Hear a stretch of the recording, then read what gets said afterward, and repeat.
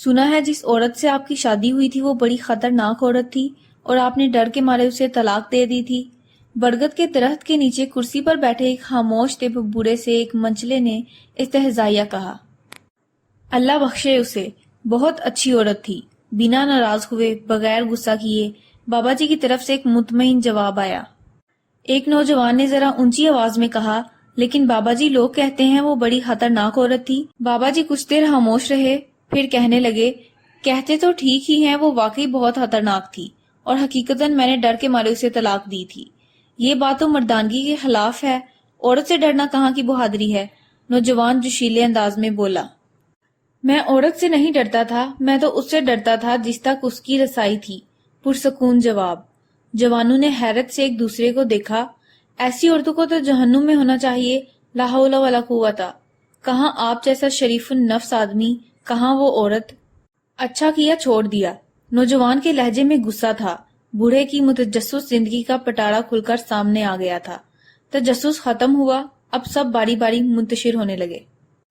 جانے والوں نے عنوان پڑھ لیا تھا، کہانی خود بنانی تھی، جو رہ گئے تھے وہ وہی تھے جو اصل کہانی جاننا چاہتے تھے۔ میں بھی ایسا ہی سوچتا تھا کہ اسے جہنم میں ہی ہونا چاہیے تھا، تب ہی میں نے اسے جہنم جیسی زندگی دی تھی۔ بوڑھی آنکھوں میں اضطراب اترا۔ یہ تب کی بات ہے جب میں سرکار کے ہاں 1 روپیہ ماہوار پر ملازم ہوا۔ میری ماں چاہتی تھی کہ میری شادی ہو جائے، رشتہ ڈھونڈا گیا، ایک مونگ پھلی فروش کی بیٹی میری ماں کو پسند آئی، سلیقہ مند، خوبصورت اور ایک دم خاموش طبع۔ مجھے اس رشتے پر اعتراض تھا کہ وہ ایک مونگ پھلی بیچنے والے کی بیٹی تھی۔ مزدور کی اولاد کو پیٹ کی فکر رہتی ہے، تربیت کی نہیں۔ تربیت بڑے گھرانوں میں کی جاتی ہے، جہاں افلاس آنکھوں کی روشنی چھیننے سے قاصر ہوتا ہے۔ وہ کیا تربیت دے گی میری اولاد کو؟ لیکن وہ لڑکی میری ماں کو ایسی پسند تھی کہ اماں اس کے علاوہ کسی کا نام نہیں سننا چاہتی تھی۔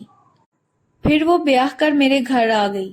رخصتی کے وقت اس کے باپ نے مجھے کہا، میری بیٹی سیدھی سادی ہے، اسے دنیا داری کا کوئی خاص پتہ نہیں، اگر کہیں کوئی چوک ہو جائے تو معاف کر دینا، یوں ہے بڑے دل والی، اپنے سائیں کو خوش رکھے گی۔ وہ بالکل ویسی ہی تھی جیسی میری ماں نے بتایا تھا، سلیقہ مند، سگھڑ اور تابع دار۔ باہر دوستوں کے ساتھ میری صحبت کوئی اچھی نہیں تھی۔ ملازمت کے اوقات میں کھانا گھر سے باہر کھاتا، دوستوں میں بیٹھتا، رات گئے تک محفل چلتی، پھر گھر جاتا۔ وہ کیا کھاتی، کیا پیتی، کس حال میں رہتی تھی، مجھے کوئی پرواہ نہیں تھی۔ انہی دنوں میری ماں بھی دنیا سے رخصت ہو گئی تھی۔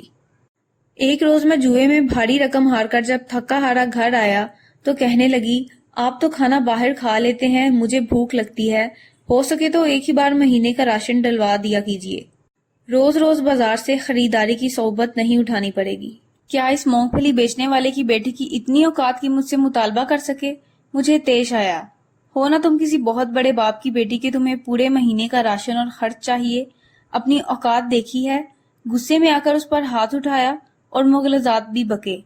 میں یہ نہیں سوچ سکا کہ آخر اسے زندہ رہنے کے لیے روٹی تو ہر حال میں چاہیے تھی۔ وہ جسمانی اعتبار سے کافی کمزور تھی، مار برداشت نہیں کر سکتی تھی۔ پشیمانی تھی یا کیا، وہ 2 دن تک بستر پر پڑی رہی، مجھے اس کی بھی کوئی پرواہ نہیں تھی۔ پھر اس نے گھر میں ہی سینہ پرونا شروع کر دیا۔ ہاتھ کا ہنر اس کے کام آیا، یوں اس کی روٹی کا انتظام ہو گیا، اور میں یہ سوچ کر پہلے سے بھی بے پرواہ ہو گیا۔ ایک روز ایک ہمسائے نے مجھے روک کر کہا، دن میں جب آپ گھر نہیں ہوتے تو آپ کے گھر سے باتوں کی آوازیں آتی ہیں۔ میرے سوا میری غیر موجودگی میں کون آتا تھا جس سے وہ اتنی آواز میں باتیں کرتی تھی؟ غصہ حد سے سوا تھا، بس نہ چلتا تھا کہ اسے جان سے مار دوں، لیکن میں بس ایک موقع کی طاق میں تھا۔ ایک رات پچھلے پہر کسی کے بولنے کی آواز پر میری آنکھ کھلی۔ چاندی رات میں صحن میں پڑی ہر شے بالکل واضح طور پر دکھائی دیتی تھی۔ میں اٹھ کر دروازے تک آیا، اب آواز زیادہ واضح تھی۔ وہ کہہ رہی تھی، سائیں، صبح ایک روٹی کے لیے آٹا گھر میں موجود ہے، وہ ایک روٹی کھا کر چلا جائے گا، یہ سوچے بنا کہ میں سارا دن بھوکی رہوں گی۔ میری روٹی جب تک تیرے ذمہ تھی تو عزت سے ملتی تھی، جب تو نے اپنے نائب کے ہاتھ دی تو روٹی کے ساتھ بے عزتی اور اذیت بھی ملنے لگی۔ مجھے اب روٹی تو ہی دے۔ تیرا بنایا نائب تو خائن نکلا۔ وہ میری شکایت کر رہی تھی، لیکن کس سے؟ کون تھا جو اسے روٹی دیتا تھا؟ مجھ سے بھی پہلے۔ میں نے باہر آ کر دیکھا، وہ صحن کے بیچ چارپائی پر بیٹھی خود سے باتیں کر رہی تھی۔ وہاں کوئی بھی نہ تھا۔ میرے پیروں تلے سے زمین نکل گئی۔ وہ خدا سے میری شکایت کر رہی تھی۔ وہ اس لمحے مجھے کوئی اور ہی مخلوق لگی۔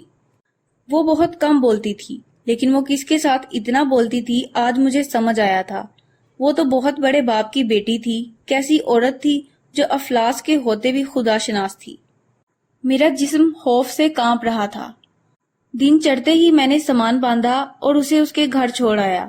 سسر نے طلاق کی وجہ پوچھی تو میں ڈرتے ہوئے کہنے لگا، یہ بڑی خطرناک عورت ہے، بڑے دربار میں میری شکایتیں لگاتی ہے، مجھے ڈر ہے کہ بادشاہ کو کسی دن تاؤ آ گیا تو میرا حشر نہ کر دے۔ حقیقت یہ تھی کہ میں اس کے ساتھ انصاف نہیں کر سکا تھا۔ اس کا باپ گھر کی دہلیز پر کھڑا تھا، میرے پلٹنے پر کہنے لگا، میں نے تمہیں کہا بھی تھا کہ اسے دنیا داری نہیں آتی، وہ تو بس سائیں کو خوش رکھنا جانتی ہے۔ اس کی مراد خدا سے تھی اور میں خود کو سمجھا تھا۔ جب میں واپس گھر آیا تو مجھ پر انکشاف ہوا کہ رات اس نے یہی تو مانگا تھا، تو خود مجھے روٹی دے، تیرا نائب تو خائن نکلا، اور آج نان نفقے کا اختیار مجھ سے چھین لیا گیا۔ میں بے تحاشا رویا۔ اس کا سائیں بہت بڑا تھا، اس کی رسائی جس تک تھی وہ تو دو جہانوں کا رب تھا۔ وہ جس کی ایک روٹی مجھ پر بھاری تھی، وہ اس کے لیے کیا نہیں کر سکتا تھا۔ میں واقعی ڈر گیا تھا۔